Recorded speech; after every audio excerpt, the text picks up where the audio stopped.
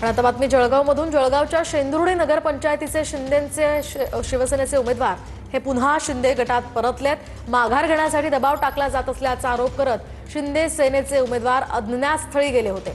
दरम्यान उमेदवारी अर्ज माघार घेण्याची मुदत संपल्यानंतर उमेदवार आता परतलेत।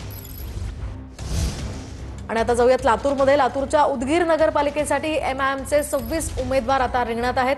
काँग्रेस भाजपची बी टीम असल्याचाही एमआयएमच्या पदाधिकाऱ्यांचा आरोप आहे आणि याचाच आढावा घेतलाय आमच्या प्रतिनिधींनी। किती जागांवर एमआयएम लढतंय उदगीरमध्ये आणि काय मुद्दे आहेत ज्यामुळे एमआयएमला लोकांनी निवडून द्यावं असं वाटतं? उदगीरमध्ये 40 जागांपैकी 26 जागा एमआयएम लढत आहेत आणि एक नगराध्यक्ष। आणि आमचे मुद्दे गेल्या 2016 पासून 2021 पर्यंत भाजपचाच नगराध्यक्ष होता आणि ज्यावेळेस 2016च्या अगोदर जे स्थिती उदगीर शहराची होती आजपर्यंत बी तेच स्थिती आहे। आमचा मुद्दा विकासाचाच मुद्दा राहील आणि विकासाच्याच मुद्द्यावर आम्ही लढणार। उदगीरच्या विकासाच्या मुद्द्यावर एमआयएम मैदानामध्ये असले आपल्याला पाहायला मिळतं। एकूण जर लक्षात घेतलं आपण तर तिरंगी लढत उदगीरमध्ये होताना पाहायला मिळत आहे। भाजप, काँग्रेस आणि एमआयएमचं एक वेगळं महत्त्व जे आहे ते उदगीरच्या राजकारणामध्ये आजही पाहायला मिळत आहे। महेंद्र जोंधळे, TV9 मराठी, लातूर। आता अंबरनाथमधून एक धक्कादायक बातमी समोर येते। अंबरनाथमध्ये घरात शिरून 1 वर्षाच्या चिमुकलीच्या अपहरणाचा प्रयत्न करण्यात आलाय। अंबरनाथच्या शास्त्रीनगर परिसरातली ही घटना आहे। रिक्षा चालकाच्या प्रसंगावधानामुळे या अपहरणाचा हा सगळा प्रकार समोर आला। स्थानिकांनी आरोपीला चांगला चोप देऊन पोलिसांच्या ताब्यात दिलाय। याचा आढावा घेतलाय आमच्या प्रतिनिधींनी।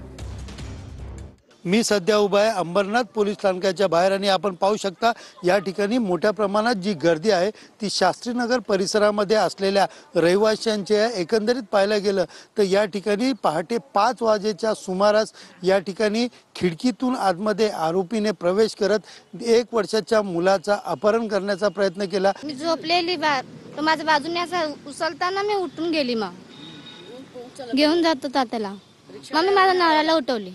रात्री 5 वाजता आला त्याने घरात घुसून खिडकीतनं घुसून जाऊन खिडकीतनं घुसून कडी खोलून लाईटी सगळं बंद करून लेकराला घेऊन जाताना माझा मुलगा मग चोर चोर म्हणता आम्ही पळाला लागलो। रिक्षावाला कुठे घेऊन चला काय म्हणल्यावर आमचं बघात आवाजने लेकराला खाली फेकून तर आम्ही पकडून त्याला मारलो, घेऊन दिलं चौकीला। परिसरामध्ये मोठ्या प्रमाणात भीतीचं वातावरण जे या ठिकाणी पसरलेलं पाहायला मिळत आहे। कॅमेरा पर्सन गणेश राठेसह सुनील जाधव, TV9 मराठी, अंबरनाथ। पुण्यातील मुंढवा जमीन घोटाळ्या प्रकरणी एक अपडेट समोर आलेली आहे। आर्थिक गुन्हे शाखा महसूल अधिकाऱ्यांची चौकशी करणार आहे। शीतल तेजवानी आणि मुंढवा जमिनीचे मूळ मालकांची काल चौकशी झाली आहे। मुंढवा जमीन संदर्भातील अनेक कागदपत्र जिल्हाधिकारी कार्यालयातील अधिकारी यांनी बनवल्याचंही कळतंय। त्या संदर्भातच हा तपास केला जाईल। करते सुरुवातीची बातमी आहे सोलापूरच्या राजकारणातून। जयकुमार गोरे यांनी माजी आमदार राजन पाटलांचं कौतुक केलंय। राजन पाटील यांचं नाव दिल्ली अमेरिकेत गेलं असं जयकुमार गोरे यांनी बोलून दाखवलंय। तर पिवळं दिसतं ते सोनं नसतं, बेंटिक्स असतं असं देखील गोरे यांनी म्हणत उमेश पाटलांवर टीका केली आहे। अमेरिकेतले लोकही म्हणतायत नगर कुठे आहे आणि राजन पाटील कोण आहेत असंही गोरेंनी बोलून दाखवलंय। आणि ज्यांचं गेल्या 10 दिवसापासून महाराष्ट्रापासून दिल्लीपासून पाक अमेरिकेपर्यंत नाव झाले।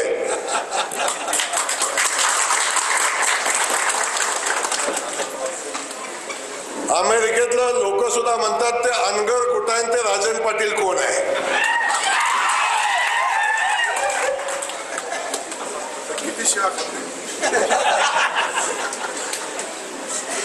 पाटील जो शिव्या खातो तेच मोठा होतो।